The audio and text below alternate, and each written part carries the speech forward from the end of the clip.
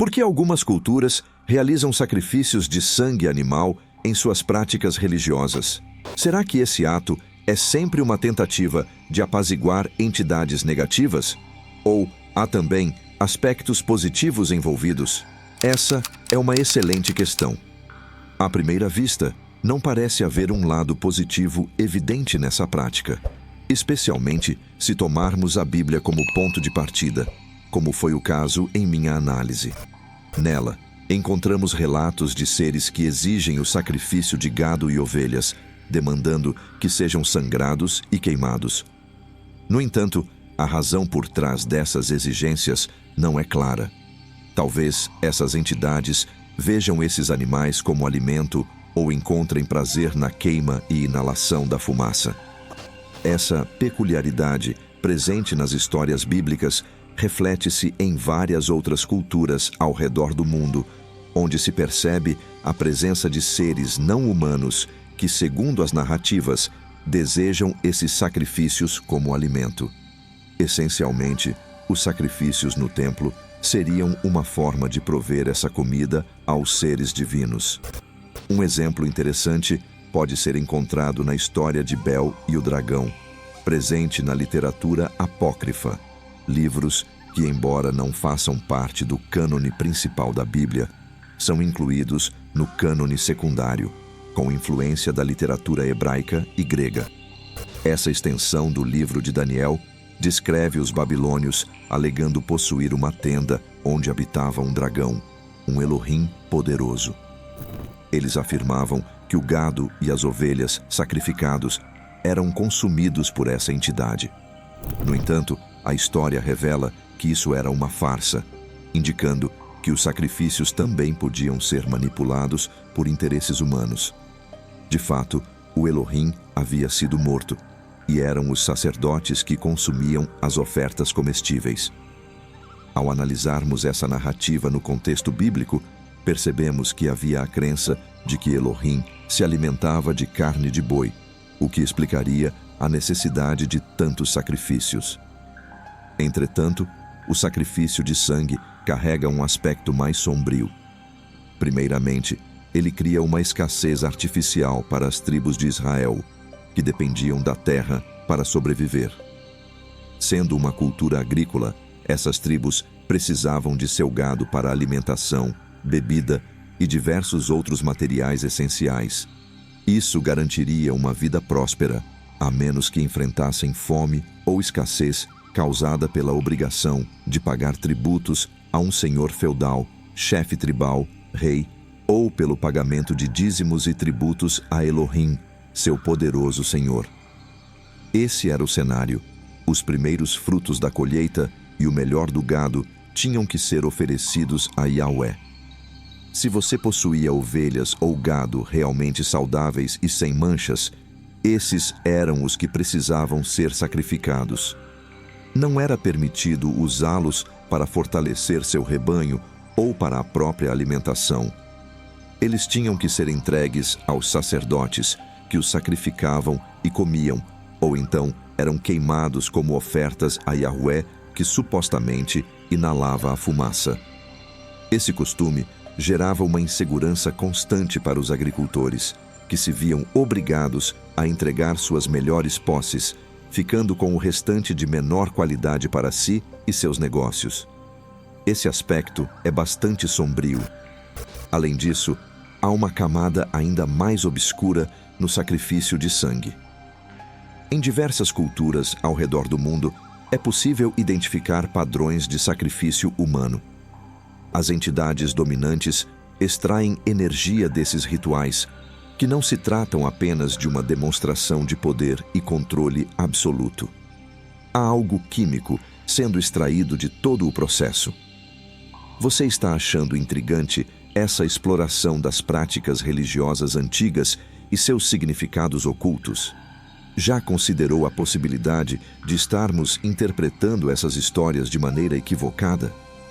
Compartilhe suas reflexões e perspectivas nos comentários. Se ainda não curtiu, aproveite agora para clicar no botão de curtir. Seu apoio é fundamental para que possamos continuar trazendo conteúdos profundos e esclarecedores.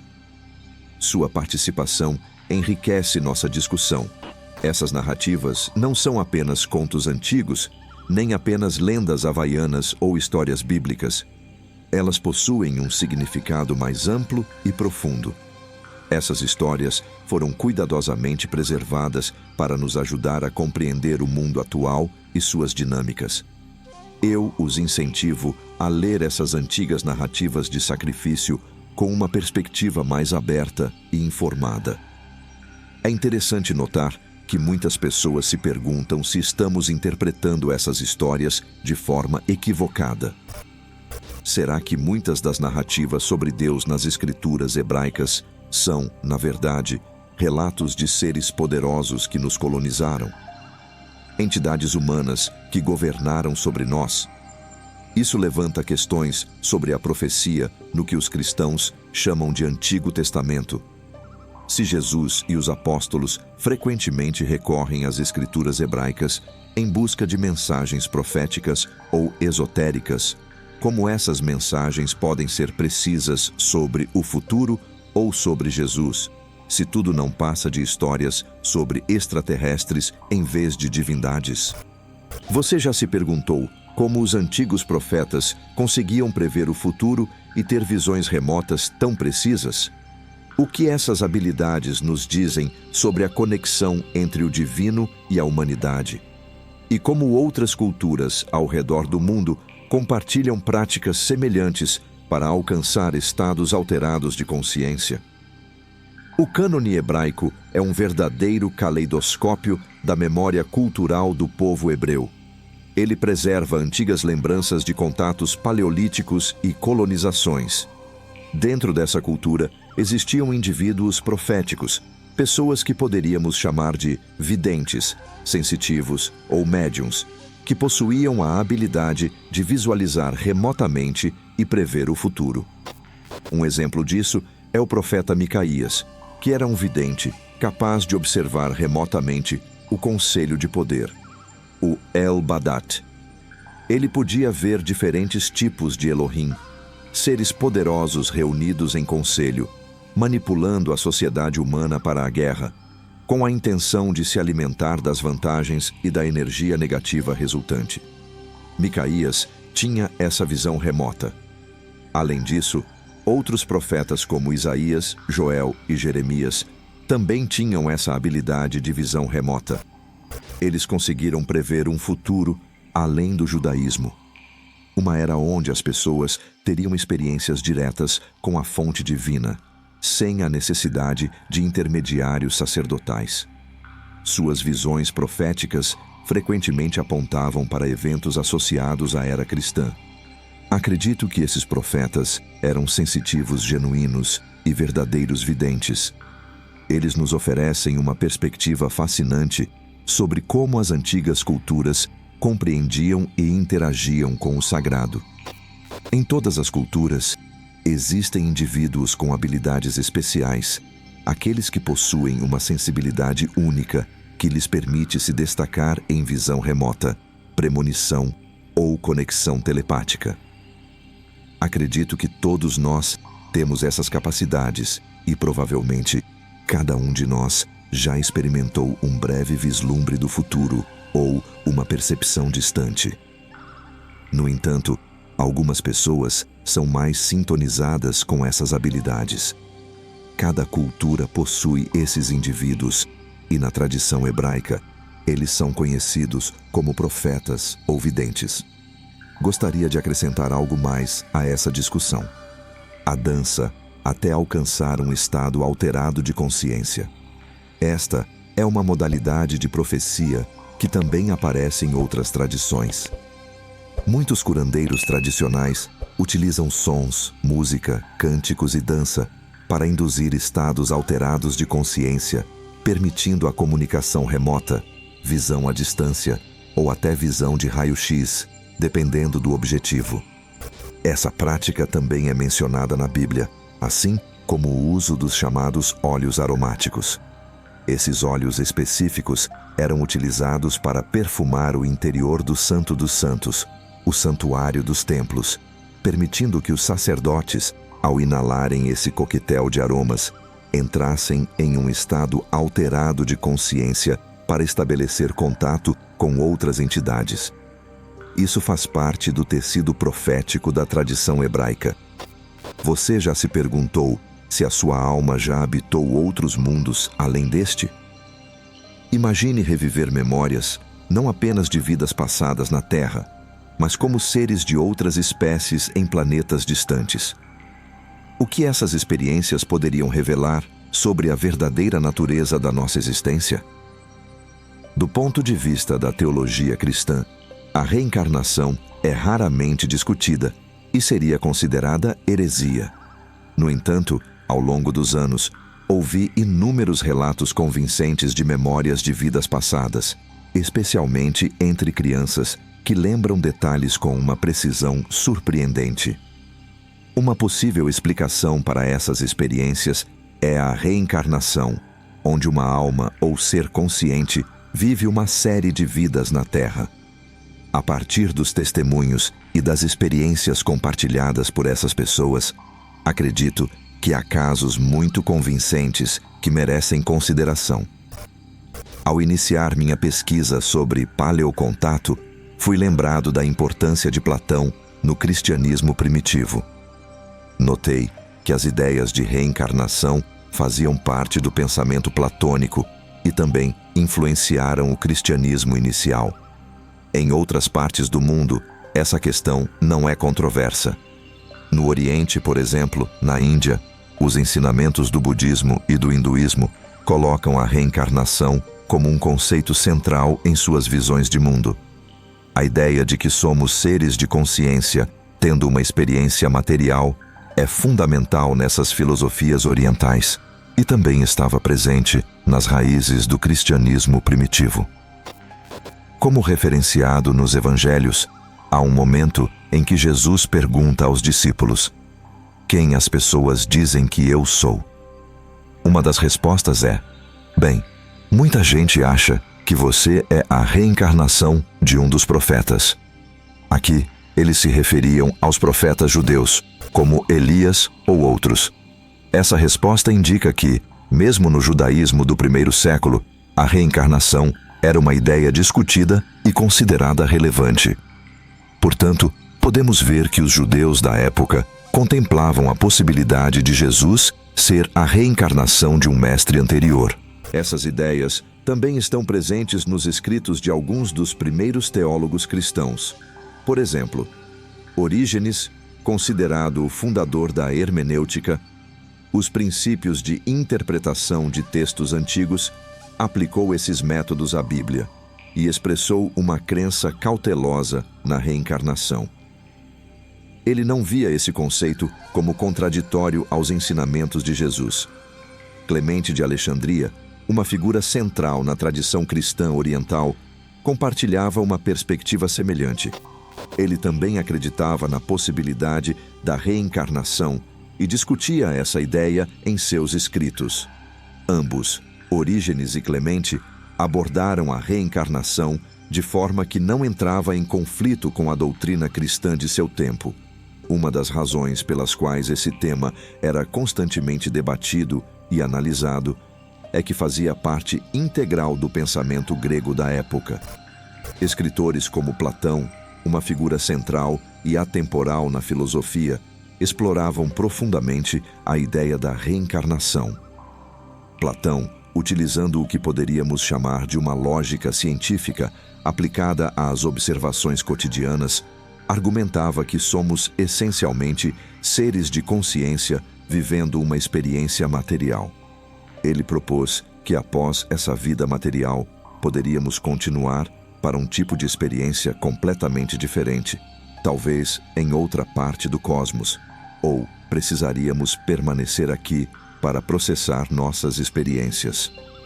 Outra possibilidade sugerida por Platão é que possamos continuar nossa jornada em novas experiências, não necessariamente em outro lugar do cosmos, mas aqui mesmo na Terra. A influência de Platão foi tão profunda que suas ideias também se refletiram nos ensinamentos dos pais da Igreja. Por todas essas razões, encontramos tanto na tradição cristã quanto nos escritos de Platão, que se destacou como um brilhante sintetizador do pensamento internacional e oriental, a influência dessas ideias. Além disso, através das experiências relatadas por pessoas até os dias atuais, considero seriamente essa possibilidade. Então, eu diria que sim. Inclino-me a acreditar que a reencarnação realmente ocorre. Você já se perguntou o que realmente aconteceu com as cidades de Sodoma e Gomorra? Quais segredos ocultos podem estar por trás da destruição dessas cidades lendárias? O que 3 misteriosos visitantes disseram a Abraão e Sara antes do nascimento milagroso de seu filho? E como a figura de El Shaddai se encaixa nessa narrativa de poder e devastação?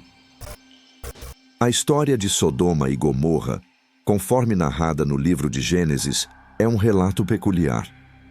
De acordo com as traduções atuais, Yahweh se mostra extremamente ofendido pelo comportamento dos habitantes dessas cidades. O curioso é que Yahweh não havia estabelecido leis para essas cidades, nem estava diretamente governando ou orientando seus moradores.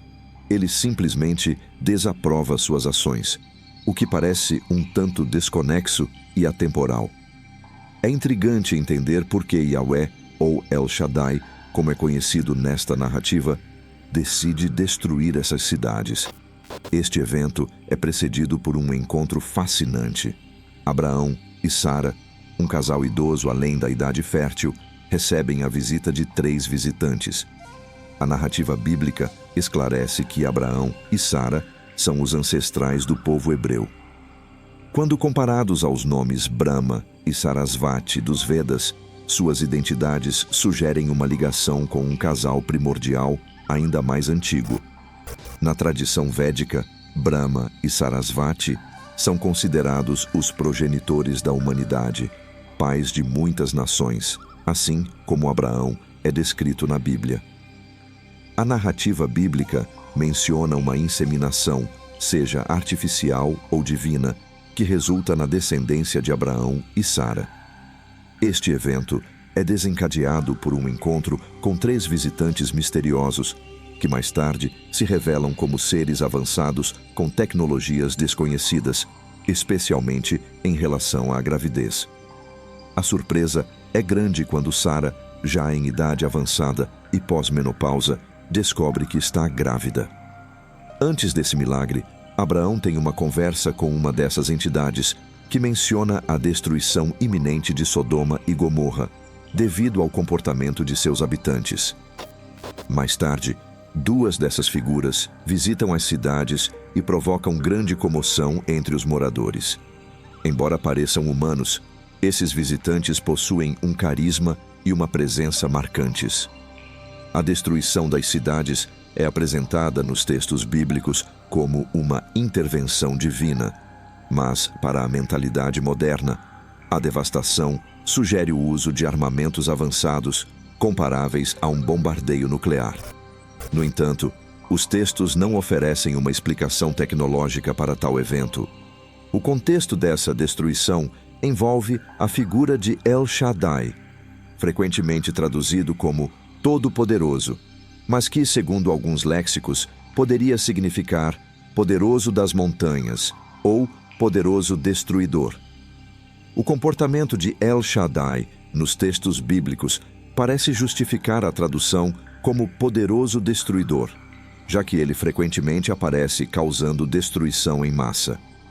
Esse papel é exemplificado na destruição de Sodoma e Gomorra, onde El Shaddai declara ser o poderoso destruidor a Abraão e logo em seguida destrói as 2 cidades. As escrituras hebraicas relatam destruições impressionantes de cidades, utilizando meios que eram incompreensíveis para as pessoas da época. Embora hoje possamos imaginar armamentos capazes de tal destruição, há 3.500 anos, essas ideias estavam além da compreensão humana. Portanto, essas histórias foram transmitidas de geração em geração, sendo interpretadas como intervenções divinas. Entretanto, há quem interprete essas narrativas como possíveis evidências de uma intervenção tecnológica por seres avançados. A ideia de seres avançados interagindo com a humanidade também é refletida em algumas tradições espirituais modernas. Por exemplo, o texto de Hebreus 12:1 menciona que estamos rodeados por uma grande nuvem de testemunhas, sugerindo a presença de ancestrais espirituais nos observando e apoiando. Esta perspectiva é similar às práticas em algumas culturas africanas, onde curandeiros tradicionais acreditam na comunicação com espíritos ancestrais para auxiliar em cura ou decisões. Curiosamente, o cristianismo primitivo também possuía ideias semelhantes, como demonstrado em João 4:1, onde se esperava que os primeiros cristãos tivessem experiências de contato com espíritos. No entanto, o texto não especifica a natureza desses espíritos, deixando em aberto se seriam ancestrais ou entidades baseadas em energia. Em algumas culturas, o termo espírito refere-se a seres que podem se materializar e desaparecer misteriosamente, podendo até mesmo ser vistos como seres avançados vindos do céu. Essas ideias refletem a crença de que cada um de nós tem uma equipe invisível de ajudantes espirituais. Embora isso não seja amplamente ensinado na cultura ocidental, muitas pessoas relatam experiências de coincidências e impressões que parecem vir de fora, ajudando e orientando-as. Esse tipo de experiência é comum e universal, ocorrendo em várias culturas ao redor do mundo. Finalmente, é interessante observar como o conhecimento antigo pode nos transformar e expandir nossos horizontes. Cada nova descoberta sobre práticas antigas e suas conexões com o presente oferece uma oportunidade de crescimento pessoal e espiritual. Ao explorar essas narrativas, nos tornamos parte de uma jornada de autoconhecimento e busca pela sabedoria, que é uma luz que nunca se apaga. Se você chegou até aqui, preciso dizer que você faz parte de uma jornada incrível que acabamos de compartilhar. Cada momento que você dedicou a aprender sobre os sacrifícios de sangue nas culturas antigas é um passo em direção a um conhecimento profundo e à compreensão do nosso misterioso passado. Já parou para pensar em como essas histórias antigas ressoam em nossas vidas modernas? Talvez você tenha sentido uma conexão, uma faísca de curiosidade que acendeu uma nova perspectiva sobre a história e a espiritualidade. Esse é o verdadeiro poder do conhecimento. Ele nos transforma, nos faz questionar e, acima de tudo, nos faz crescer. Sua presença até o final deste vídeo não é apenas mais um número nas estatísticas. Você é um buscador de verdades, um explorador da alma humana e suas profundas conexões com o divino. Ao permanecer conosco até o fim, você demonstra um compromisso com a sabedoria e a vontade de expandir seus horizontes. Gostaria de expressar minha mais sincera gratidão. Você não apenas assistiu, mas participou ativamente desta exploração. Seus pensamentos, reflexões e interações nos comentários são o que tornam este canal um espaço vivo e pulsante de aprendizado. Antes de nos despedirmos, convido você a deixar seu like e compartilhar suas reflexões nos comentários. O que achou desta exploração das práticas religiosas antigas? Sua opinião é valiosa e cada comentário enriquece nossa discussão, trazendo novas perspectivas e ideias. E claro, inscreva-se no canal para não perder nossas futuras aventuras pelo tempo e espaço. Antes de ir, não perca os 2 vídeos que selecionei especialmente para você. Eles estão repletos de conhecimentos profundos e descobertas fascinantes que você vai adorar. Clique em um deles e continue sua jornada de autoconhecimento e busca pela sabedoria com os conteúdos incríveis que nosso canal tem a oferecer.